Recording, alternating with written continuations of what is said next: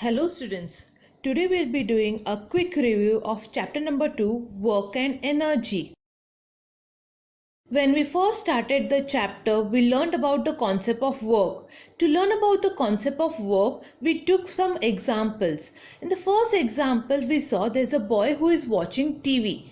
In the second example, we saw there's a girl who is studying.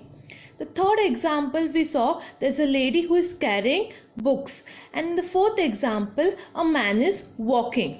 Now over here in the first two examples we can see there is no displacement. The children are just doing mental work, whereas in the third and the fourth example we can see there is displacement, and hence we can say there is some physical work or physical activity being done. And thereby we got the definition for work, which says work is said to be done when a force applied on an object causes displacement of the object. We also learned a formula for work, which says work is equal to force into displacement. Just as the other quantities, even work has its units. We all know that work is a product of force and displacement. And in our previous chapters, we have already learned the unit for force and displacement. In the SI system, the unit of force is Newton and that of displacement is meter. And therefore, in the SI system, the unit of work is Newton meter, which is also called as joule.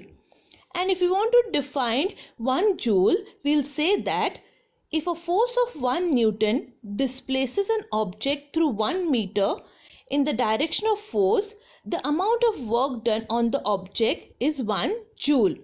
And therefore, 1 joule can be written as 1 Newton into 1 meter. On the other hand, in the CGS system, the unit of force is dyne and that of displacement is centimeter. And therefore, in the CGS system, the unit of work is dyne centimeter, which is also called as erg. And if we want to define 1 erg, we'll say that if a force of 1 dyne displaces an object through 1 centimeter in the direction of force, then the amount of work done is 1 erg. And this 1 erg is equal to 1 dyne into 1 centimeter. Later on, we learned about the relationship between joule and erg.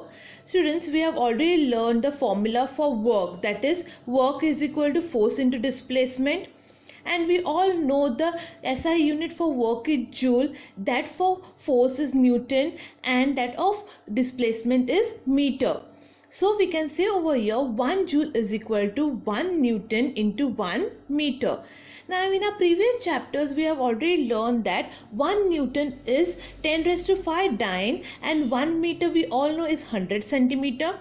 That means 1 meter is equal to 10 raised to 2 centimeter. So let us substitute that. We'll get 1 joule equal to 10 raised to 5 dyne into 10 raised to 2 centimeter. Now over here we'll apply the law of indices and we'll keep the base same and we'll add up the powers. That means 5 plus 2 will give us 7, and therefore we can say 1 joule is equal to 10 raised to 7 dyne centimeter. Now we just now said that dyne centimeter is equal to erg, and therefore we'll say 1 joule is equal to 10 raised to 7 erg, and that is the relationship between joule and erg. Going ahead, we learned that the amount of work done is not same all the time in all the situation. And to learn about in detail, we took few examples. In the first example, we saw that there's the person who is pushing a heavy load. Now over here in the first example, the displacement and the force applied are in the same direction. Whereas in the second example, we saw there's a child who is pulling a toy cart. When the child is pulling the toy cart with the help of a string, the direction of the force is different from that of the displacement. When the child pulls the toy cart, the force is applied along the direction of the string while the cart is pulled along the horizontal surface. Whereas in the third case, we can see when the large vehicle tows a small one, the direction of the force and the displacement are also different. Now in these both cases, that is the case second and the third, the direction of the force makes an angle with the direction of the displacement, and therefore to calculate the amount of work done in such cases, we learn to derive a formula which is W is equal to F S cos theta. Next, we learned that depending upon the value of theta, there are three types of work done. The first one, when the force and the displacement are in the same direction, the work done by the force is positive. Over here, the theta value is 0 degree. That means cos of theta is cos of 0 degree, and we all know cos of 0 degree is 1, and therefore in such case the work done is given by the formula W is equal to F into S. The second type is when the force and the displacement are in opposite direction. That time the work done by the force is negative. Over here, theta value is 180 degree, and we all know cos of theta is cos of 180 degree, and that is equal to -1, and therefore in such cases the work done is given by the formula W is equal to minus F into S. The third type is when the applied force does not cause any displacement, or when the force and the displacement are perpendicular to each other. That time the work done by the force is 0. Here theta is equal to 90 degree, that means cos of 90 degree is 0, and therefore in such cases the work done is 0. Later on, we learnt about the concept of energy. To learn about the concept of energy, we took few examples. The first example we took of a potted plant. We took a potted plant and we placed it in dark, and later on we noticed that because of the lack of sunlight, the potted plant is not able to perform photosynthesis, and ultimately the potted plant dies. The second example, we took a paper and we took a convex lens and we placed it at a particular distance. Later on, we learned that the convex lens is collecting all of the sun rays and it is concentrating it at a particular point, and there the paper starts burning. Third example, we took a glass and we placed it in front of a music system, and we turn on the music system and increase the volume, where we learned that on increasing the volume of the music system, the glass breaks. So from all of the three examples, we learned that to survive or to carry out any kind of work, we require energy, and thereby we got the definition for energy, which says the capacity of a body to perform work is called as energy. Now, just like your other quantities, even energy has its unit. The SI unit for energy is joule, and the CGS unit for energy is erg. Going ahead, we learned that there are two forms of mechanical energy, namely the kinetic energy and the potential energy. Later on, we learnt about the kinetic energy first, where we took few of the examples. The first example we took of carom board. Here we saw how the striker hits a coin on the carom board. The second example, we saw a child is playing with the marbles, and one marble strikes another marble in the game of marbles. And in the third example, we can see there are children playing cricket, where a fast cricket ball strikes the stump.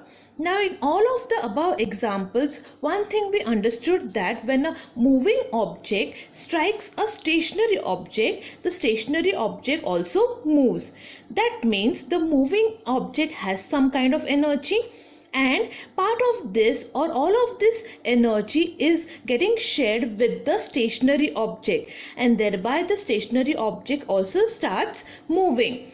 That means here the moving object possesses some kind of energy which is called as a kinetic energy, and thereby we got the definition for kinetic energy, which says the energy which an object has because of its motion is called as kinetic energy.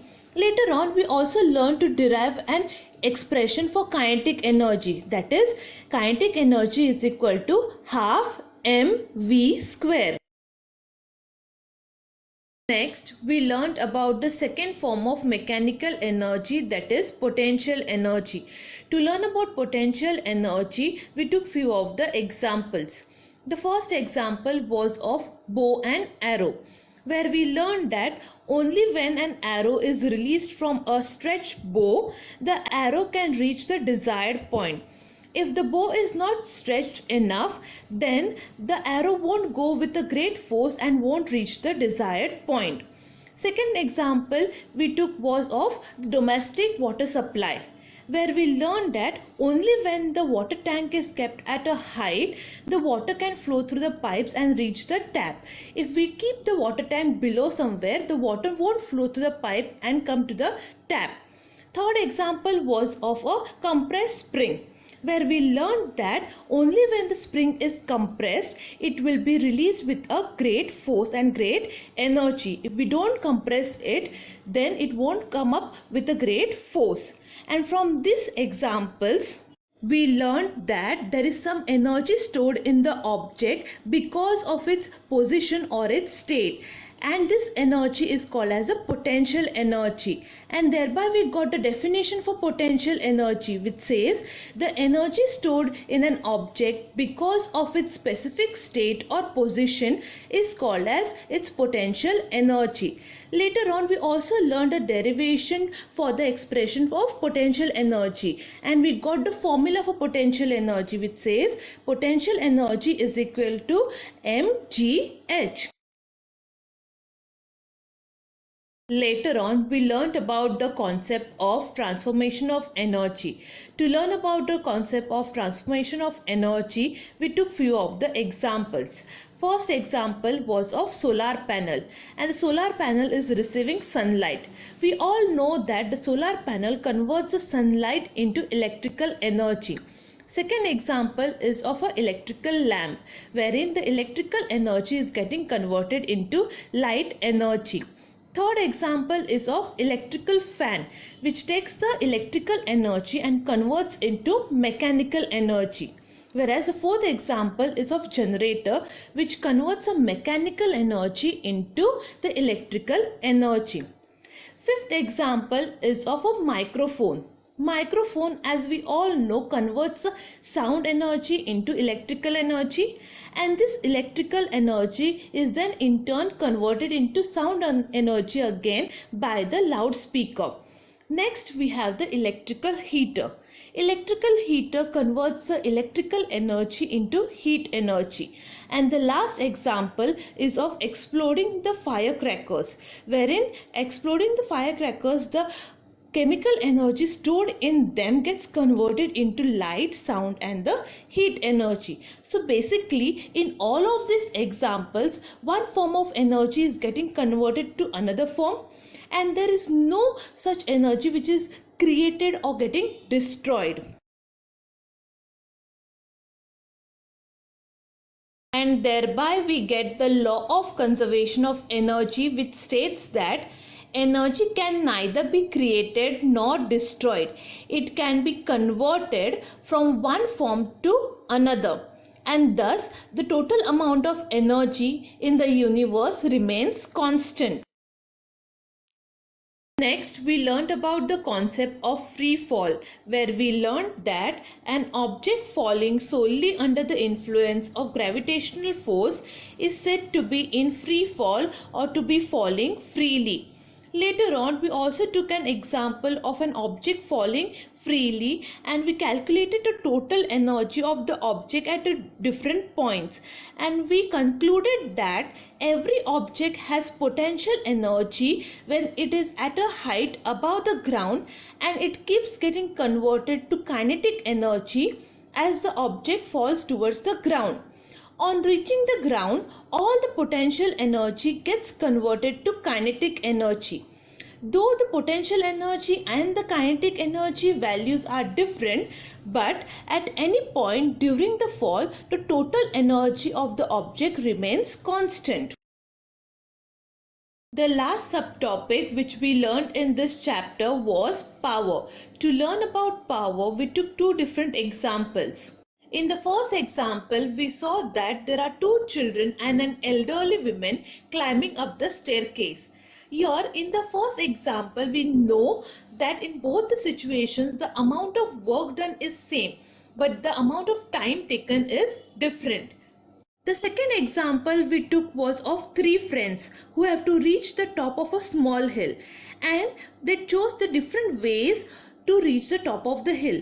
The first one went walking, second one used cycle, and the third one used his car. And in all of the three cases or the three situations, the amount of work done was same, but the time taken was different. And this fast or the slow rate to do the work is expressed in the terms of power, and thereby we got a definition for power, that is, power is the rate at which the work is done. Later on, we also learned a formula for power, that is, power is equal to work upon time, which can be also written as P is equal to W upon T, where P is for power, W is for work, and T is for time. Last, we learned about the units of power, where we learned that in the SI system, the unit of power is joule per second, which is also called as watt, and 1 watt is equal to 1 joule per 1 second. Now students, we all know that in the industrial area, we require a large amount of power, and therefore in the industrial sector, the unit used to measure power is called as the horsepower. And 1 horsepower is equal to 746 watt, whereas the unit of energy for commercial use is kilowatt hour, and we calculated 1 kilowatt hour, which is equal to 3.6 into 10 raised to 6 joules. Now students, we all know that we require electricity for domestic purpose, and this electricity which is used for domestic purpose is measured in the units of kilowatt hour, and 1 kilowatt hour is also considered as 1 unit. With this, we have completed the review of chapter number 2, Work and Energy. Thank you.